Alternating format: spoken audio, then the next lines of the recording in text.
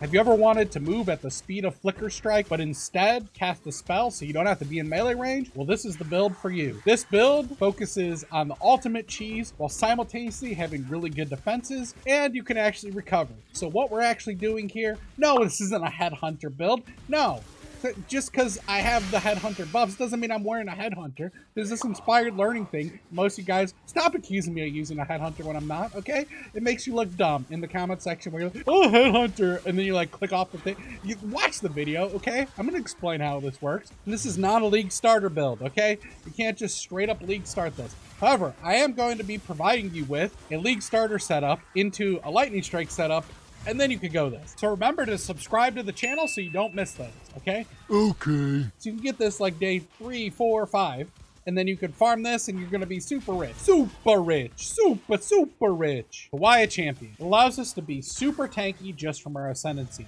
We get permanent fortify, we can't be stunned, we get some armor and evasion from it. Then we have adrenaline buff, which gives us attack speed, cast speed, flat damage, fizz mitigation, and movement speed so we can leap slam quicker.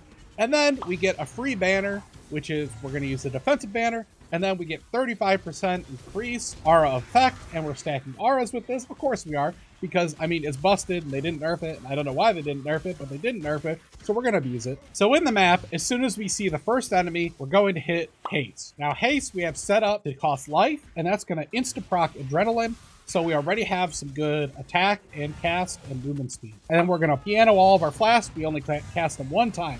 Now what we're doing is using really, really long flasks in combination with the Soul Thirst Belt, which gives us Soul Eater, and then we just have Soul Eater for the entire duration of the map, unless it's a really long map.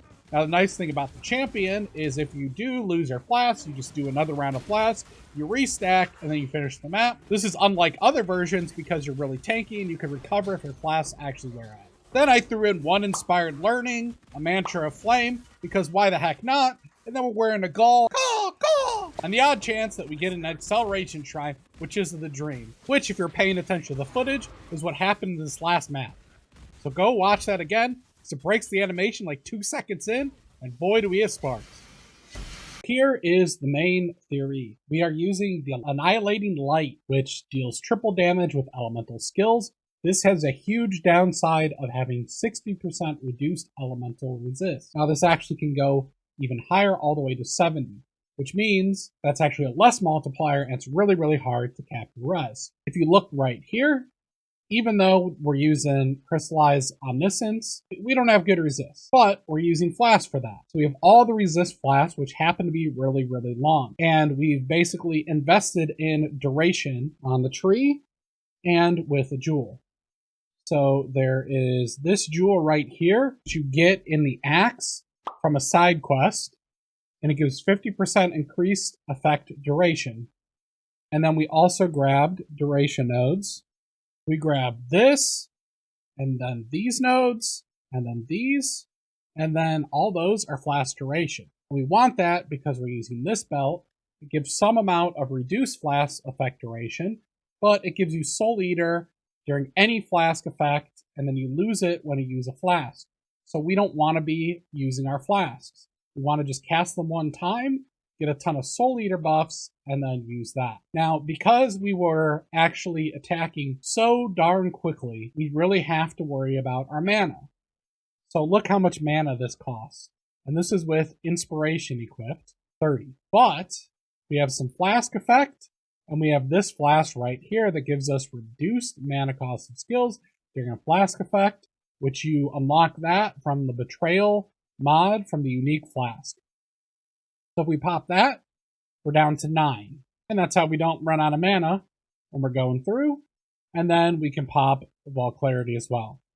We're also using a ring that is -7, and you could also use another thing to reduce it further, but we did not do that. So basically you want flasks, you need to use the orbs to get the increased duration, so you're just going to have to spam them in to get it, and then you want a good increased duration roll in every one of your flasks. Now, you might think, okay, what are we going to do about elemental weakness? Well, we have on one of the flasks reduced effective curses, so it's not that big of a deal. So let me go ahead and pop all my flasks here. If we pop them, see we are capped on res, and then because of the reduced effective curses, we're good for Ellie weakness as well. And we also set up our gear so that we have some chaos res. So we really don't have we don't have that many weaknesses, because this actually does less damage taken of each element as well. And then we have pretty good armor just from the champion and a super buff determination and the free defiance banner. Now, an important thing here is on the gloves. We need basically both these implicits are mandatory. And you get those from the new currencies, which are these just crappy ones. I just use the crappiest one, the lessers, so you just spam those in. You definitely need the shock prolift, and you need the lightning damage, leeches life. That's huge. Then you just want some life and some flat stats. Chaos is good, and getting one extra pierce is always good, but not necessary. Then we are using an Impulsa so that we don't have to deal with shock. And then it also explodes, and we shock one thing with this. It spreads to a radius of 12, and now our Impulsa blows up the whole pack. Very nice for clear. And it gives us a little bit of damage if we shock the enemy recently, which is pretty much always up. And we're severely lacking percent increased damage. So because of this, we went with a Mark of the Shaper, which requires your other ring to be an Elder ring. And then we're basically getting 25% elemental damage and then 96% spell damage if the other ring is an Elder item. So we are getting 121% increased damage from this ring, which is pretty huge. Then you want a Spark fires 3 additional projectiles enchant on something. I just use the Gull because I think it's really fun when we actually get the shrine. But in practice, I probably wouldn't go this. Maybe I would go the Cirrus Helm because it would give me even more life and energy shield and mana, which would be nice. Just pick some helm basically that gives you the Spark fires additional projectiles. Not mandatory, but very, very nice to have. We also are getting 2 additional projectiles from using a Divergent Spark. This also isn't necessary, but really, really nice to have. Now, we are using Crystallized Omniscience, and we are using the Dreamer node for more reduced mana cost of skills, so all that will come together, otherwise we're going to have problems. Then for the boots, we're just using boots with some chaos res and some stats because it helps out the amulet. And then we have the implicits of increased action speed and just some life regen. So none of this stuff is too crazy. You don't really need a 6-link Impulsa to get going. You could strip this down and it'll work. It just won't work as well. What is mandatory is definitely the flasks and the duration nodes on the tree, and probably this. You could probably get it working without Impulsa, because we just have so many darn sparks that it's going to be okay. So we're also using cast 1 damage taken with Molten Shell, so it auto-casts Molten Shell while we're taking hits. As I said before, we're using Haste, and we have Haste set up with Life Tap, Divine Blessing, Increase Duration, and Haste. So we pop it, boom, Adrenaline gets popped, and it gives us increased damage, attack, cast, movement speed, and then we actually have a decent spark right at the start. Being all the flasks, and then you leap slam and cast spark, and that's it. And then on bosses, or when you get crazy, you pop Ball Clarity, and then this gives you, of course, you don't use mana, so you don't have to worry about mana. So very easy, clean playstyle. You're going to definitely want Cannot Be Frozen, and you already have Cannot Be Stunned from your Ascendancy, and then you definitely want your reduced effect of Chill on you as well. Then you can either go with the less duration of Ignite on you, immune to Burning Ground, always nice to have, or you can go with this Poison thing with the Reduced Chaos, it's up to you. Or you could set up to where you get 50% reduced reflected damage, and then you pick up this, and this would give you, between your flask and other thing, 90% reduced effective curses on you, which is really nice, and it would give you immune to Ellie Reflect.